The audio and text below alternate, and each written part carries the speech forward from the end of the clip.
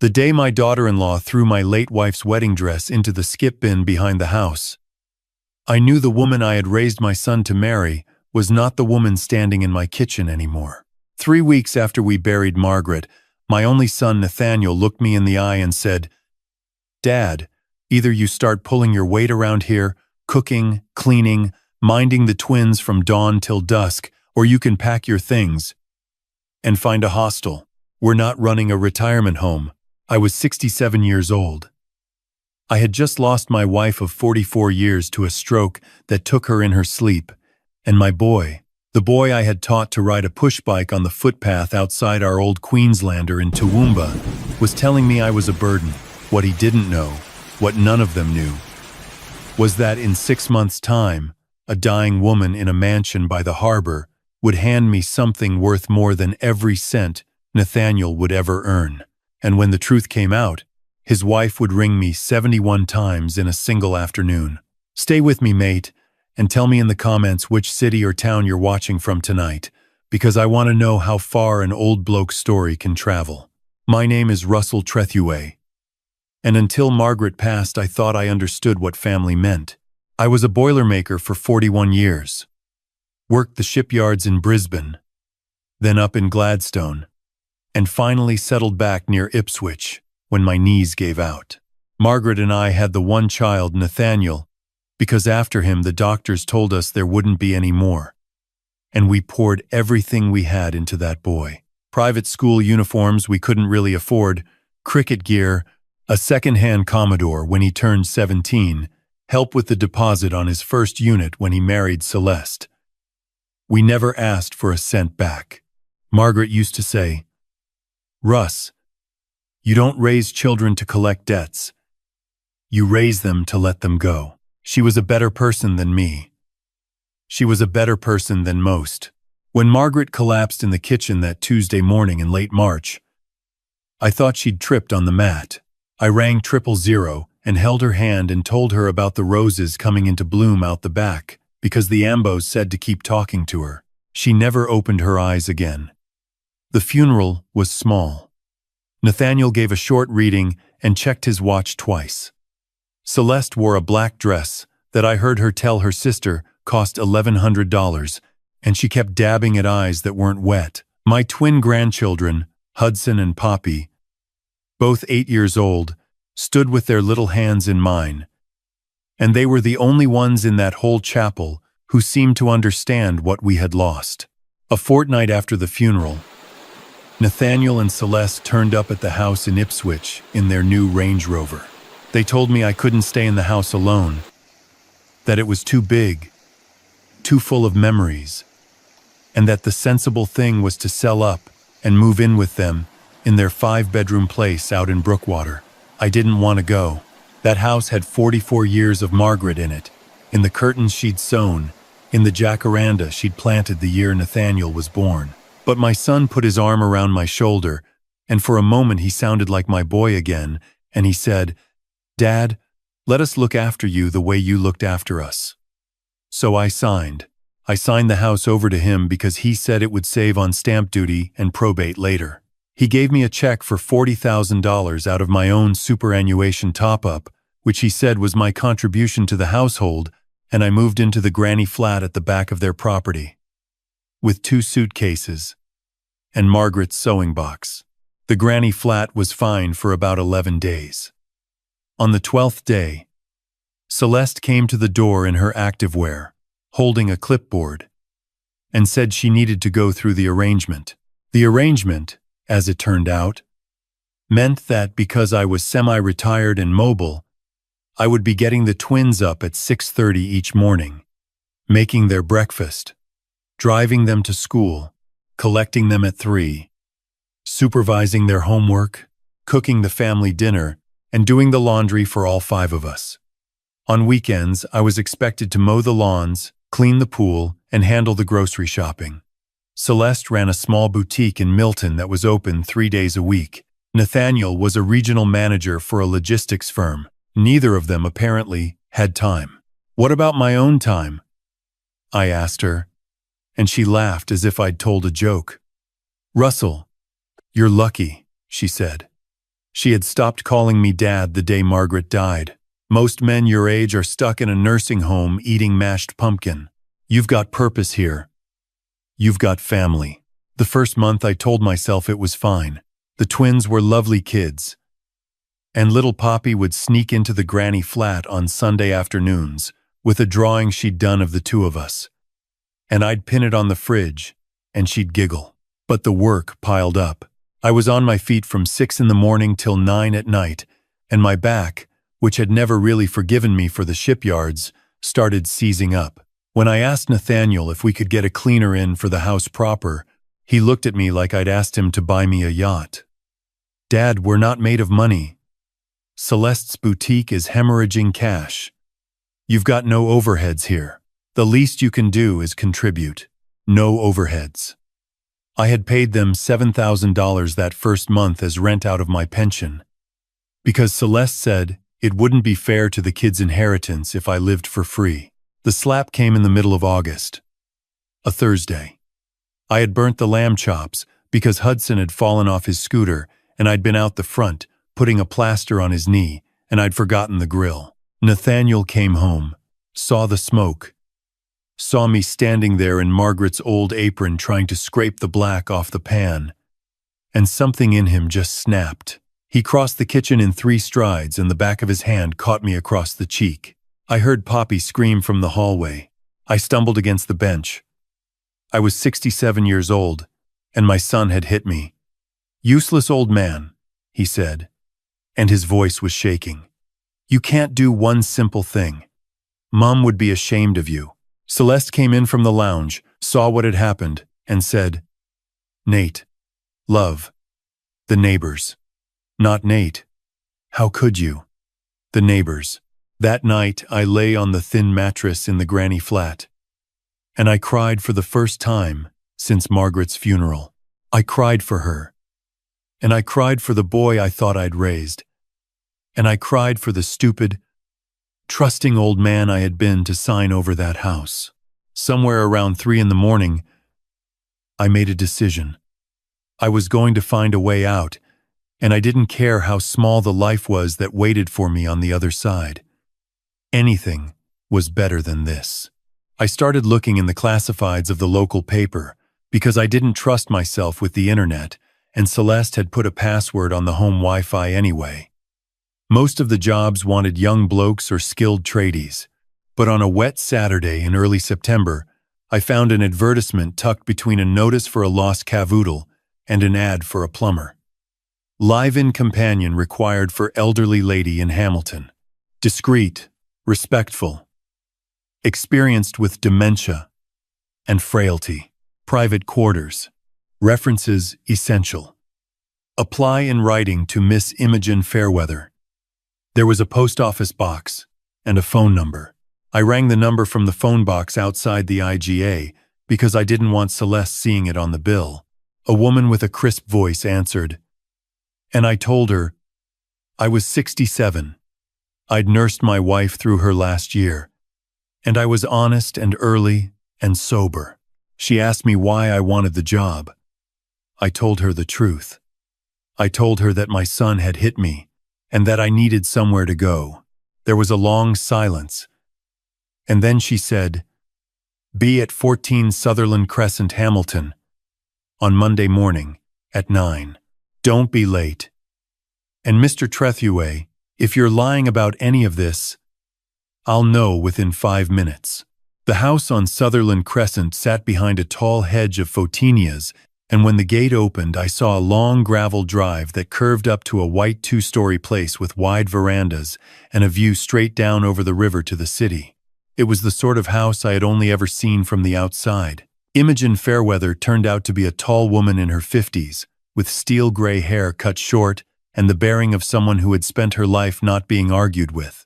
She led me through a hallway hung with oil paintings and into a sunroom where a woman was sitting in a wheelchair, a tartan rug over her knees, looking out at the water. "Mrs. Bellingham," Imogen said, "this is Russell Trethewey, the applicant." The woman turned her chair, slowly, with the shaking, deliberate hands of someone who had lost most, but not all control of her body. She was perhaps 74, 75, with short white hair and extraordinarily clear blue eyes. She looked me up and down without any pretense of politeness, and she said, "Sit down, Mr. Trethewey. Tell me honestly, without decoration, why a man your age is looking for live-in work." Her name, I would learn, was Eleanor Bellingham. She had built a chain of homewares shops across Queensland and New South Wales, starting with a single stall at the Eagle Farm markets in 1971. She had sold the chain in 2004 for an amount that made the papers. Her husband had died of a heart attack in 1998. She had 2 children, a son named Declan, who lived in London and worked in finance, and a daughter named Marcella, who lived in Double Bay and had been married 3 times. Eleanor Bellingham had been diagnosed with motor neurone disease 18 months before I met her, and she had been told, quite bluntly, that she had perhaps another year. I told her everything. I told her about Margaret, about the house in Ipswich, about the $40,000 check that I now understood was a fraction of what the property had been worth, about Nathaniel and the slap, about Celeste and the clipboard, about Poppy's drawing on the fridge. I don't know why I told a stranger all of it, but there was something in her eyes that said she had earned the right to hear true things. When I finished, she was quiet for a long moment, and then she said, "Mr. Trethewey, my children would have signed me into a facility the day after my diagnosis if the will had permitted it. They visit when they want something. Declan last came for my 74th birthday, stayed 40 minutes, and left with a check for £22,000. Marcella rings on the 1st of the month, the way other people ring their bookmaker. I do not want to die alone in a room that smells of disinfectant. I want to die in this house, looking at that river, in the company of someone who will read to me and tell me the truth. The job pays $1,200 a week, cash, plus your room and board. Sundays off. Imogen handles the medical side. You handle me. Do you want it?" I said yes. I said yes before she finished the sentence. I went back to Brookwater that afternoon, and I packed my 2 suitcases and Margaret's sewing box. Nathaniel was at work. Celeste was at yoga. Only Poppy was home, with the au pair they'd hired the week before, who Celeste paid out of my rent money. Poppy watched me pack and her little face crumpled. I knelt down and I took her hands and I said, "Pop, I have to go and look after another lady who needs me, just for a while. But I'm not leaving you. I'm never leaving you. You've got my number, and anytime you want to ring, you ring. Promise me." She promised. I kissed the top of her head. I left a note for Nathaniel on the kitchen bench that said only, "I've found work. Do not contact me. R." The first fortnight in Hamilton was the strangest of my life. The bedroom Imogen showed me to had its own ensuite, and a window that looked out over a frangipani tree in full flower. The sheets were fresh cotton. There was a reading lamp. There was a kettle and a tin of iced Vovos on the bedside table, because Eleanor had asked Imogen what biscuits I liked, and Eleanor was difficult. She was clever, and she was tired, and she had very little patience for sentimentality. But she was not cruel. When I brought her tea too hot, she told me, and we worked out together the right temperature. When I read to her from the paper in my broad voice, she told me to slow down, that the news would still be there if I took a breath. In the evenings, she liked me to read her poetry. Of all things, Judith Wright, Les Murray, sometimes Yeats. I had not read poetry since a teacher in year 10 made us learn My Country by heart, but I learnt again. For her.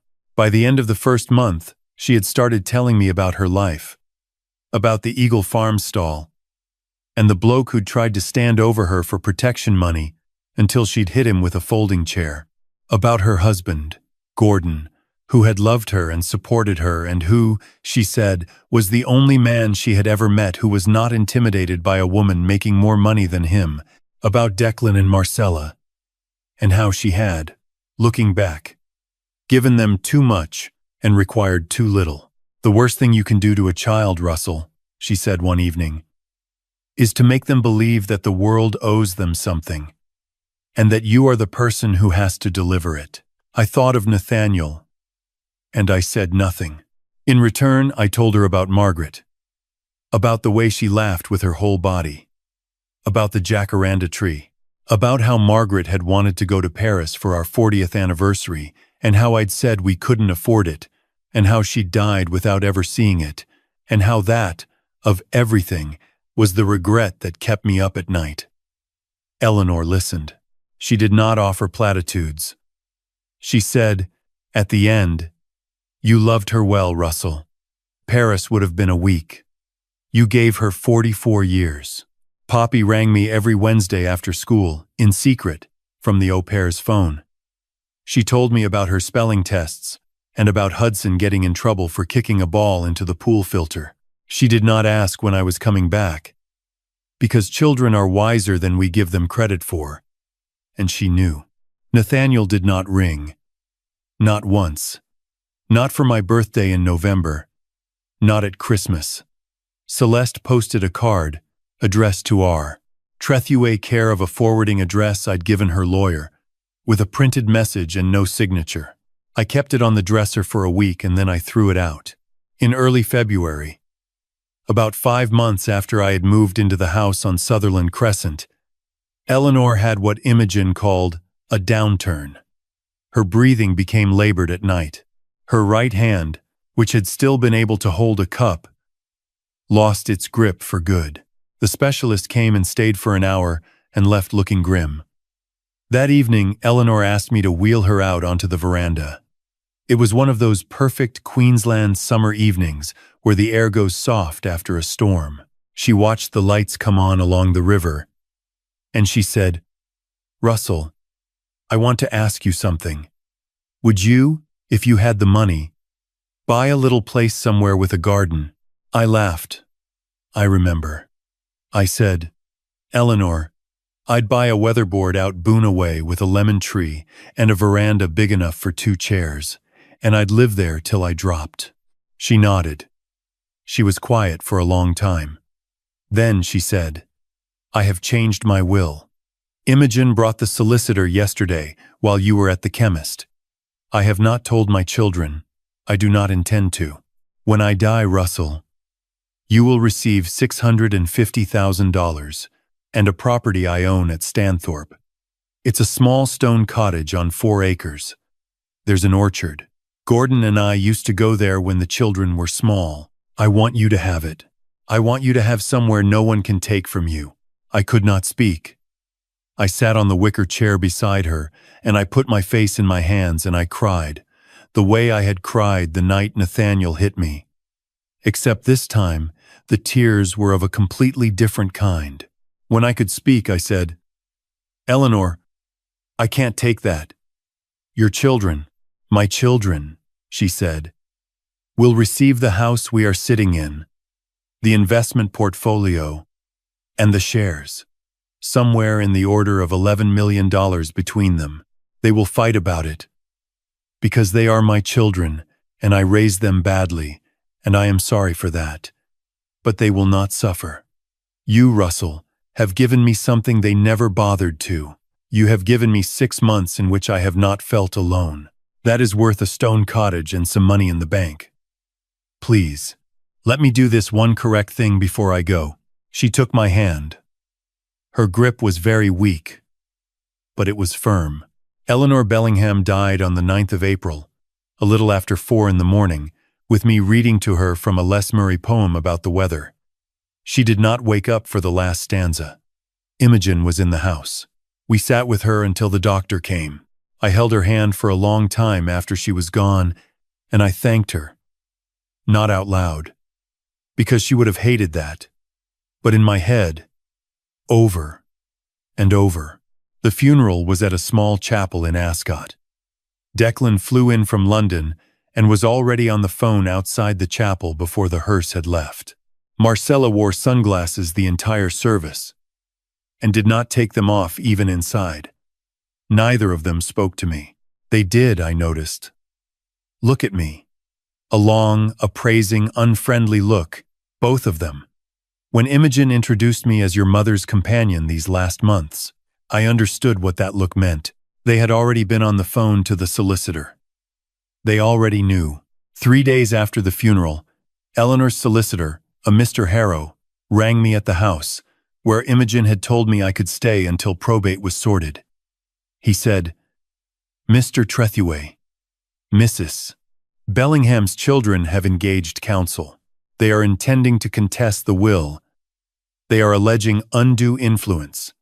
I want you to be prepared. This may take months. It may take a year." Mrs. Bellingham anticipated this and left instructions and evidence. But it will be unpleasant. That afternoon my mobile rang. It was Celeste. It was the first time I had heard her voice in over 7 months. "Russell," she said. And her voice was honeyed the way it had been when she and Nathaniel were engaged, and she wanted Margaret and me to like her.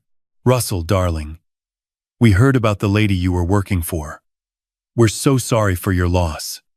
We've been worried sick. Please come for Sunday lunch. The kids miss their granddad. Nate misses you.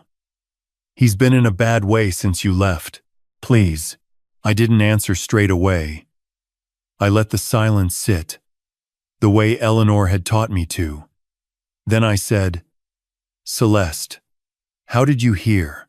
There was a pause. "Oh, you know how people talk." "No, Celeste. I don't. Mrs. Bellingham's death wasn't in the paper. The funeral was private." "How did you hear?" Another pause.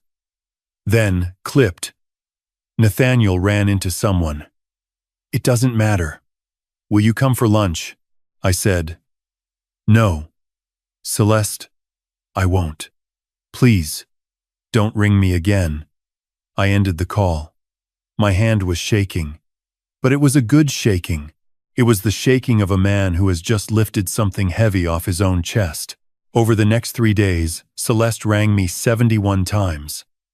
I counted. Not because I was keeping score, but because every time the screen lit up with her name, I felt the old tug of guilt. The old idea that family is family, and you must answer. And I had to consciously, each time, set the phone down and let it ring out. The voicemails escalated. The first few were sweet. "Russell, please. We're family." By the 10th, they were businesslike. "Russell, we need to talk about estate planning. There are tax implications you cannot possibly understand on your own." By the 30th, they were threatening. "Russell, if you think you can walk away from your own son and his children and live like some sort of king on that woman's money, you are sorely mistaken. Hudson and Poppy are her great-grandchildren by association. This will be contested."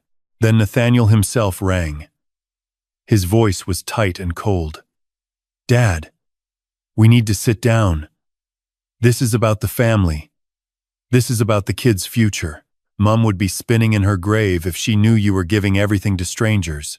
I said, "Son, your mother is spinning in her grave for a different reason, and you know what it is." I ended the call. I blocked the number. I blocked Celeste's number. I rang my new solicitor.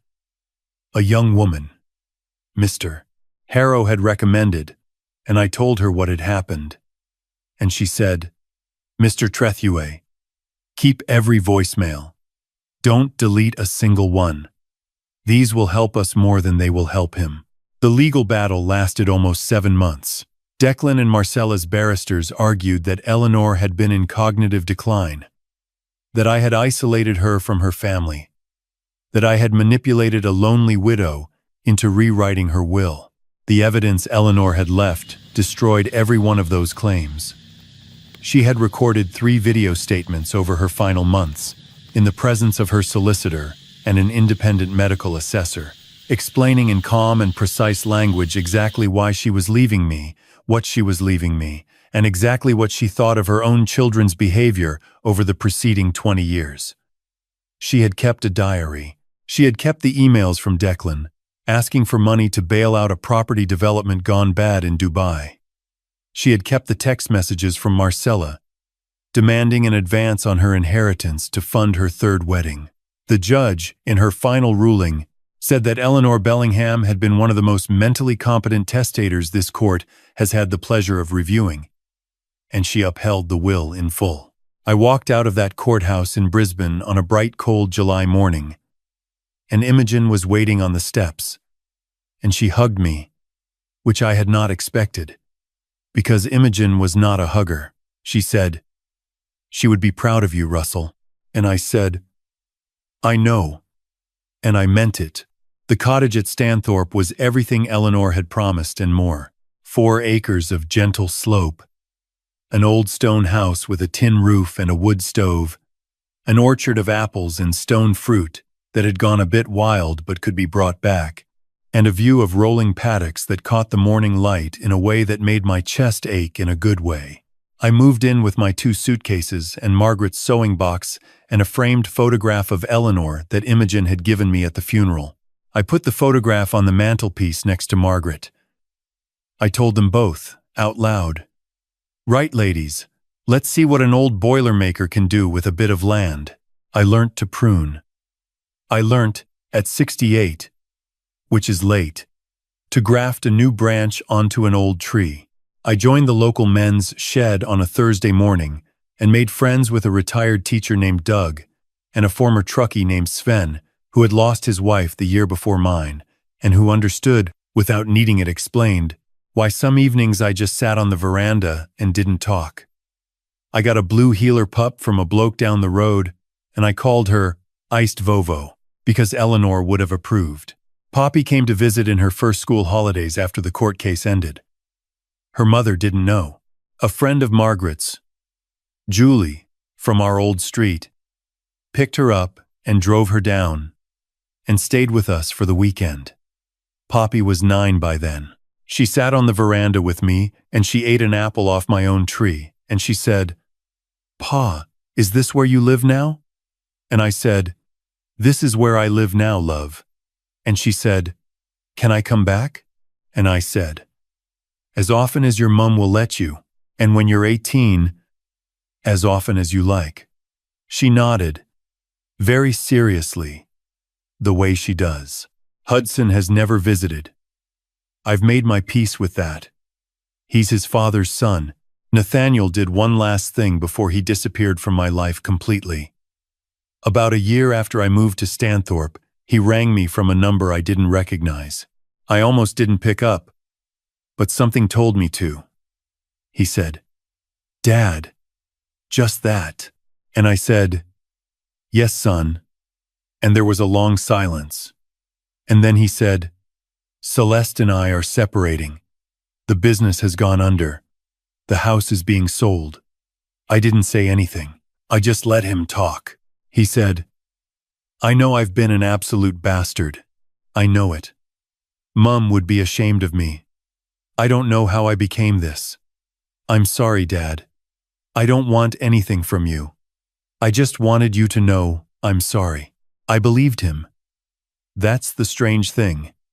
I had expected this phone call 100 times, and I had expected to feel triumphant, or to feel angry, or to feel vindicated.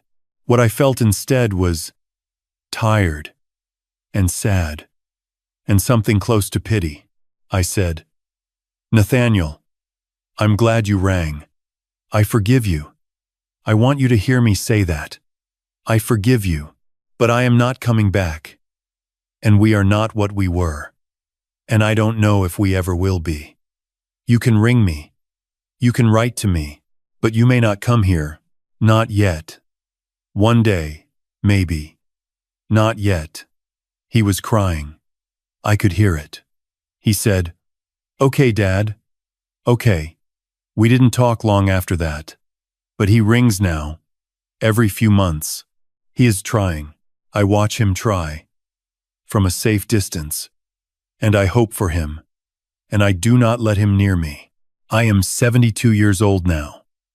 Iced Vovo is 4, and rules the property like a small blue dictator. The orchard produced enough fruit last season that I gave crates of it to the men's shed and to the CWA and to Poppy's school. Poppy is 13 and comes for a week every Christmas holidays with Julie. And she is learning to prune with me. And she has her grandmother's laugh and her own sharp mind, and she is going to be all right in this world. I sit on the veranda most evenings with a cup of tea, and I think about Margaret, and I think about Eleanor, and I think about the strange and unlikely ways that the people who save us are very often not the ones we expected.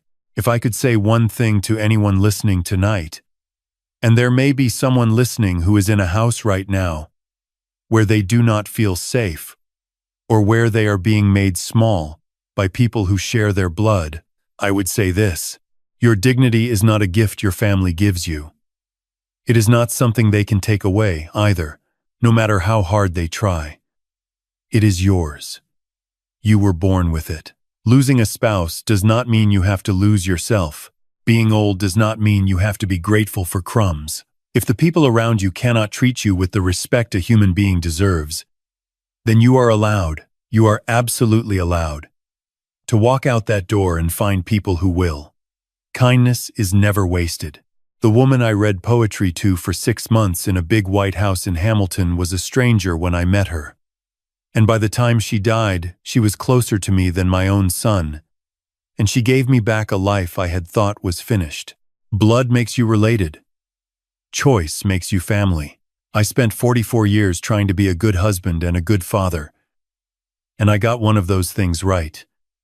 And the other one I did my best at and failed. And that is not the end of my story. It turned out to be the middle of it. The end, the bit I am in now. With the orchard and the dog and a little girl who rings me on Wednesdays after school, is better than I deserved. And I try, every day, to deserve it. Wherever you are watching from tonight, whether it's Brisbane or Broome, Hobart or Kalgoorlie, or somewhere across the water entirely, thank you for sitting with an old man's story. Take care of yourselves. Ring someone you love. And if someone in your life is making you smaller, remember, there is always a door, and on the other side of it, more often than you think, there is a stone cottage with a veranda, and a dog, and a seat with your name on it.